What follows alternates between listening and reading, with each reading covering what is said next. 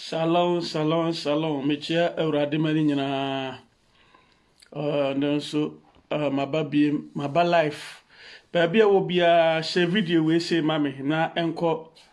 do kind of form panyin for ya him for nimpa. Ene evangelist Eja Usu anabet me friend Gideon.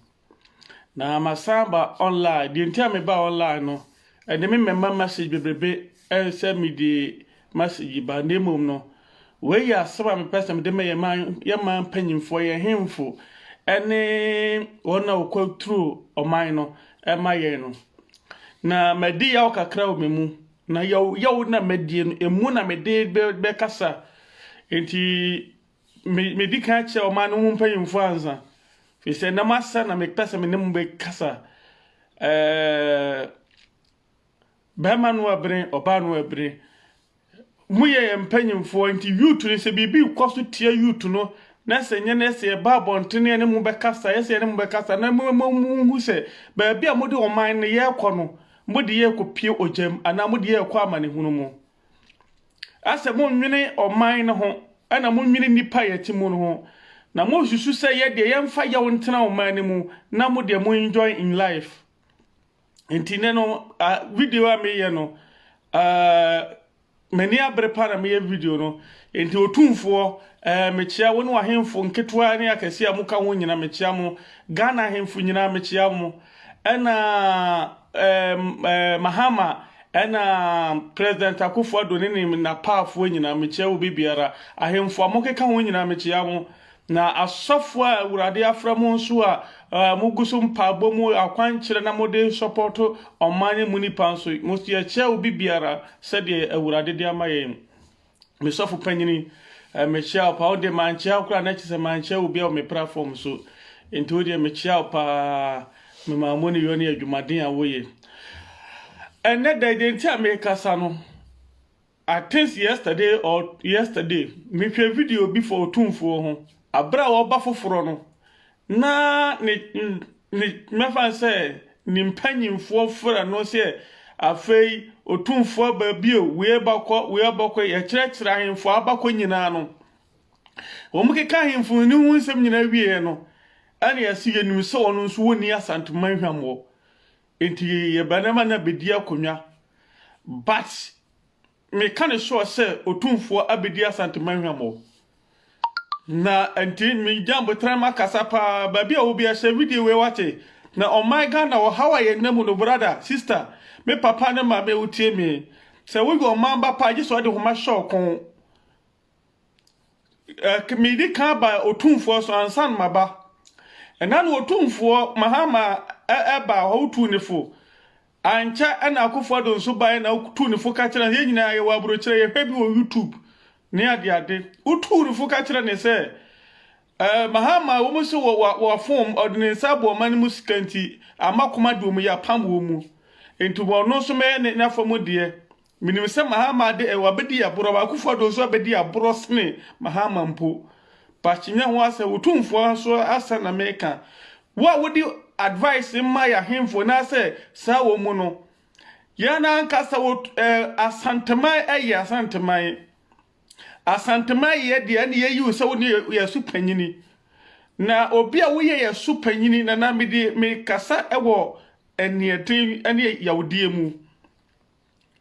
nyasa me kasa atia o ne mo me pese me kan se me ma se o man na se ukuma se kuro na ukura mu no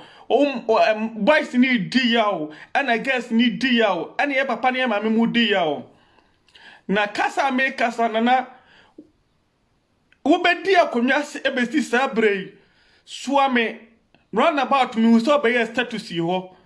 ade status de wo ye bi pa me pese e na me di as ade na ye a ase ode bo youth na e wo kuma se na ebre no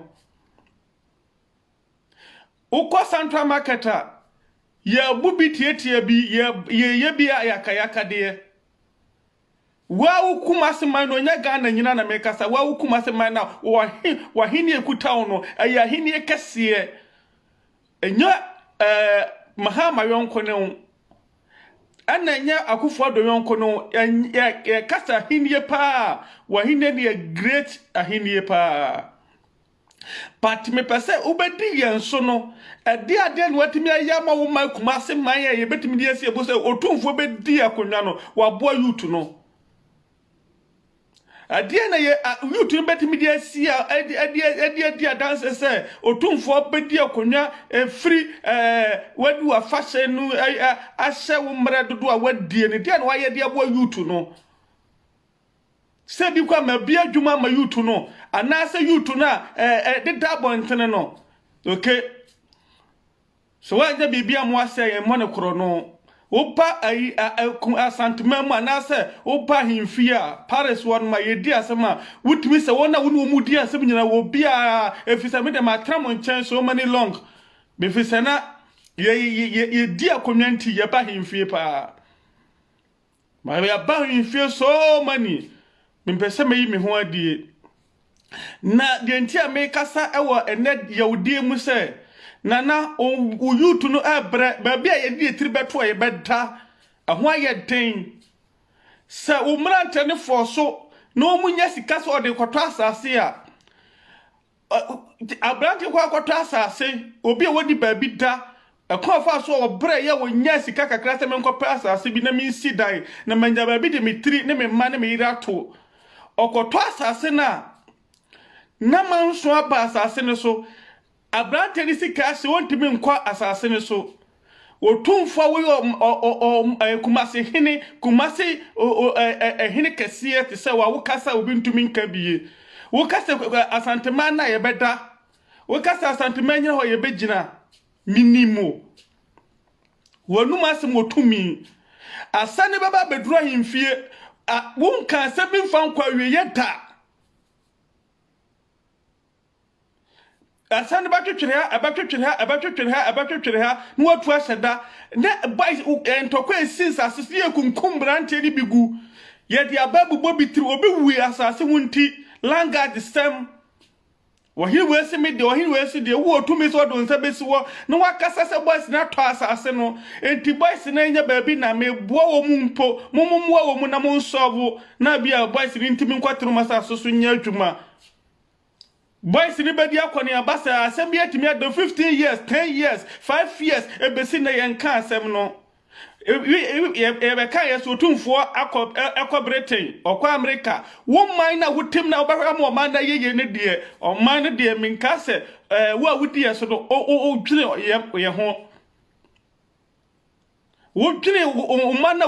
yenti na wudi hine enyan konwa nti na wudi hine o yeye nti ye de obedi yanso sabra behwe yanso na bua ye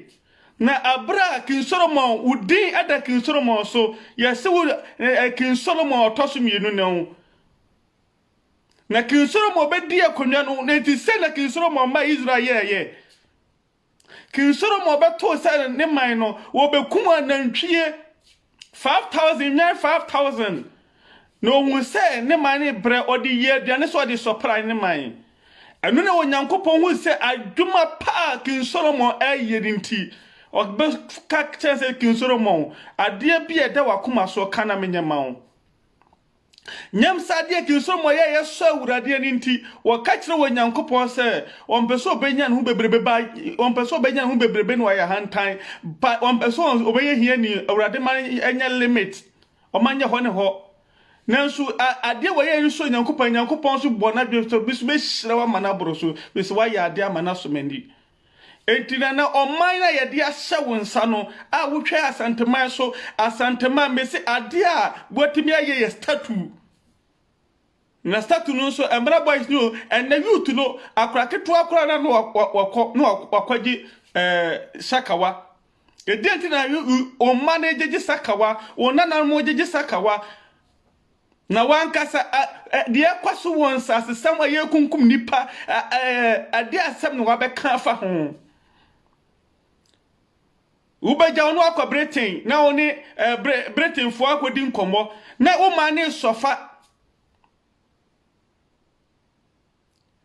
entina na o ma no ye diawo enti se akufo ado dia boro a enti usu udi ya boro bi Sa Mahama di abra wosu di abra bi na dia na wo ya di abo yutu no me say and me pasa me ka asem bia na me wo ebia se wo hu se wo nana no wo brade a ebia wo ka wutemu no nya sa bi ne nyina temu efia wotunya no nyina bi temu ba bia wo mane bi bedanti Ghana forma ya ba bia odi ni tribe 20 be ma kwa nya so fa no kwa no wo fa no ba bia odi tribe 20 be kro no kra ne wo kobo na wo man enipa wuwu wom ye kunkum branche ni tutu oman ni mu enti dia ba no asore abeka fa ekukum ni pampo wo hene kase tesa wo untimi mabie wo no nkase enti ye wo dress o young boys ni wu aye wo dase ekunkum ni pato abonti ye wiawia nkura na abra wo kabie wo mu na dia na mo ye dia abo yutu no akofo ado tirimodefo barema onwini nipa ho na da bi ono de memfa bre mu ma no efiso obi a wo so ombre da de onti bi nwini obi ho efiso obi a wote bre wa bre pen no woni bre wa bre nto ba twini obi a obi a wa bre ho to nu se de bre sitie to obi ono ombre da nto obi a se de wo ma ne wo so nyina no onko pa ba bi so wo dada ti wo nwini nipa ho akofo do nwini nipa ho Mahama nwini nipa Ghana fompa yimfo leaders nwini nipa ho na be ka se eya na me sofo de da bia me se mebo na baso nipa ba akofo na wo ye moborofo na wasi wanya bi nto obeka moborofo okohu wei wasi mini ba bi da no han dama wei me se Ghana ya himfo na ade na wo ye de aboa ye ade na wo ye de aboa yutu no enya won kaye dum statu na ba ye no na ba ye kaye dum efisa enipa bre wo man mu ene de asofofo ye nka ho asem o ye nka ho asem efisa ko ka ho asem about ene me se nya preach na me be ye me pese be maye man panyimfo no hu se ene me se ena no ekomani brenti wo yewde enti ya santeman ye bre boys ni bre wadum gas ni bre obai oni adwuma nye obre wokofa fotu etene nsaso wokoton a nchese ba ehiri no wokogina opeso bi tobi manu nti no di nya bi nan madie KMFO so ni mu aye ne se de wonye oman nipa na Switzerland ya pa you say Switzerland police ni abachi Switzerland ni ba ya ne ya yes it is not happen it is not that and sisada Britain na motako no Britain ni ba police ni ba ya say ya no Ghana ye me di yawo sometimes I go na me preach to Santa Market na me say police ni abrofo ni be free America say wini ne ba yo na Ghana for na afomu lead omu no omu church omu kentani ada me jiro sama wo smiti na bibini pepa ne beba bro ilopu ha se bro ni so obeso wo nsa so do ko to ni ebe ya police fo wo man ni mu but mo o man mu nipa de ye sue mu an ye ye se form esoro ne form na o man ye di yawo o man ye sofa o man di abobo ade boys abranti nya sika so ekota asase kim okoto asase na ne sika mabiem na asase nso ne nsanka ekwa akowi asikwa akodu otumfo ho sanka otumfo de na besi sisa dabu ne mana atota asase no ekomfa so nya sika no mo bran otumfo nke onwene ho asembe da ne na so no wabo wei me di example kura no abankura asase sansase ade da wori nyina na ensase ne yekum nipa kronuma franto kwan so ahemfo ho nyina nsema bedi wunsem sometimes ago na nteni bi ye dia hama bubu obi tri yekunkum bi ne asana bedi otumfo de ne ekina wo mitu kwan na enti akwa wodi ye faso enti yama ye yemfa ni dia ma yempanyimfo pa yempanyimfo si de omu nwere ye ho ya ni mo nyina mo atwa na mo ka asofo na sem Omani tight yetwama omani sticker yetwama tasta moje no yetwama asofo hwe tasta moje no man Ghana mi bu akonta kumaseman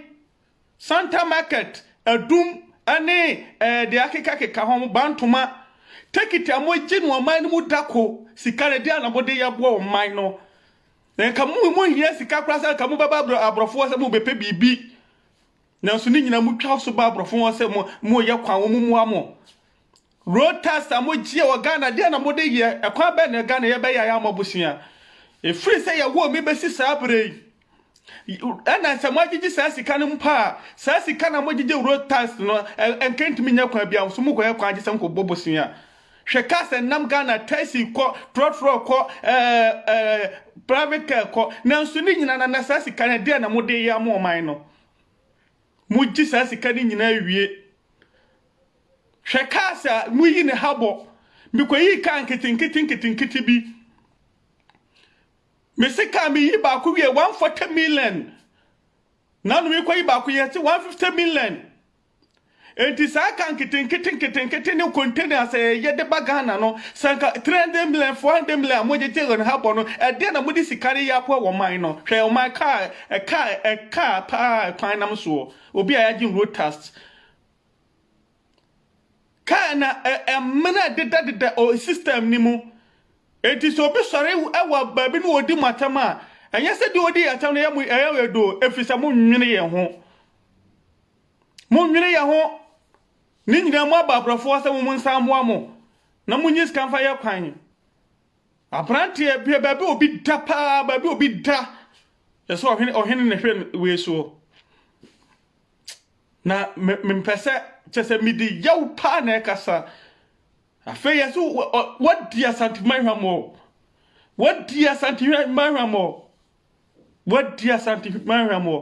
and ya sorry ayi osofu yasema na yakofa me se test no test moji no man mo de ma asofo no asofo na gie na mo agye mo de ma ntimi afa anya hwe babo se asofofo ne gigi asori mani sika ene de mutimi soligina atemwo boni na moto man no mamubu ya tutu solimu asori ni mfaso but momo de sika amaje ginu kwansa Santa Market be mefa say 6 years ni ana say me ba ho na take it ani etwa mo mu no take it na say take it ankasa na etwa one city mu obia o etwa na top anopato anwumre one city na mo de take it ni twetwa mama no satan ya gipa o pafo nyina sika sa sika na mojeje ye calculate ya any stores wo mantwa ni take it etwa masafo no sa mojeje sa sika ni nyina na modi kogu woda ko sa sika betimi a supply the whole Ghana now so sa sika majeje no se obi kwa akwadon sto Ghana wasa kotua sika bu nipa bread sun abede boys ni gigi skaduro abede boys ni nya sakawa abaye dai fi sa mo nwini wo man ho mo nwini mu nipa ho mo de atri mo de na area wo man no fi sa mo so man ni staff fi sa mo de mo akwa hwe ba bi boni na da mo sakira madwene na mo hwe wo man no me babro kire besi sabre Messi adia ba ubepa ye 1 franc no anase 10 franc no ubekwa ni asante price no so Ghana wo to adia wo so kwa baba ni atum modi o man dwane akohene fa modi o man ni dwane akohene entimo mbase ebenya ba bi di etira to ma mu nsida maye Switzerland da ban wasisi edan dia ma wo de say ekromu nipa enti se wonya baabi na wo de utiri kwoto wo no akokka cho se nya baabi na do ma baabi de utira to aba ne behwe betua wo dan ka obehwe so obemu aduani adie wo yentu godo ewo man ni mu boy side no wo man ni mu hwe no ma ajapade am wo na so mu nyina mo sa wo mu ho ba ha na Ghana ni baabi kro beta hwe o man de kumasem yaye enti de kumasem ya biye die kumasemia ye mudi ahemfosem ani panyindisem ene ebu o man na mo nwene o man na mote no moni mo nya na mo pe awurade bebusa mo awurade mfa mo ncha mo da me se eya de ya mahama obewu eya de akofo ado obewu wo de wo ebese na aka so obebu ma na ka ebeto ama wo na ya de agbo nyina mo bewu ye nyina ko be bewu bi na wo wuo na chi na temu de ho ma wo mumfa mo ni yo enya se mo buru mo ya hemfonti mo buru nipa so se na se mo buru abofo so mamo mani di ya nto man na awurade di sha mo nsa na ni hwede o ma Ghana ketfo we kura metimi adwo so atwa ho ahia hwede o man ma ye no mu jisika wo man mu chinchin ni pansa na enipa di ya me say last time bi me se bi kwahia wan wo ma bi wo to ade ye nto bi na de obedi kura woni na kemefu aso ni mu se wo ntwa ticket okofa sika wo hene ya gine no ma afri ni nsam wo su ogefo wo hene police phone emeje ogefo wo hene o ma Ghana bra ye bra ogefo wo hene fa ogefo no hwan na ebeje wo man no hwan na eba beje who can save us hwan assassin akokwa akota abuei ene ye ntro obi fie efesi wa wo ba mi ensa ni menu abetimi dia kwa han fie wo su ko wo pabosia na dia kwa adia akope asase bi akotra so wo ko pabosia ko so hine bi mu as ba bi ntena ema biem asan kwa ko pio tumfo onu kura dia kon ani nka nkwa na wo kura nkaye ka ankwa na wo kura nkaye obeja no aba betena Britain se wotu kwan obegina no akwa America no watiti premu abra wo man eseye no watu obi man mu enjoy na kamokwa UK ni America sa na hotia nka mbekọ obiem sa na nka hotia nka mbekọ obiem wo mu dwine ye kura ye hoho no amanfrafo ayaba mpo ye kura amanfrafo ayaba yempo ye ba ye hotoye adena modi a moman na brosa nana mesa babiem na se masa message weti mesa babiem min kasa nwie mesa babiem na momi ye hu nsesa ni ye hu se yeso ye bebo mabaso ye bebo ya hemfu abaso ye bebo ya man panyimfu abaso ye hwedu onyankopon baye ora den ko metiefo ho message wa media ma no menua ba ma me papa share manindu ba bi esise duro na usu mampe ye mpanyimfo ne hunu ba bi omudu ye oman ni koduro share ma wonua so ono nso share ne nkopie ba bi a message bi se koduro na wo muso tia ebeboa ama yeso yenya ogie awurade nko bibiara ho afen nso enede mama ni preaching fi se enya de papa ye mpanyimfo ni di hwamo woko pesa utie preaching bia woko YouTube channel na Gideon Mensah Zurich no benya Facebook Gideon Mensah share na ma comment bia o ma comment no na afen so no hwese obe subscribe YouTube channel no na ama bibia nso atotoye awurade nka obi biara ho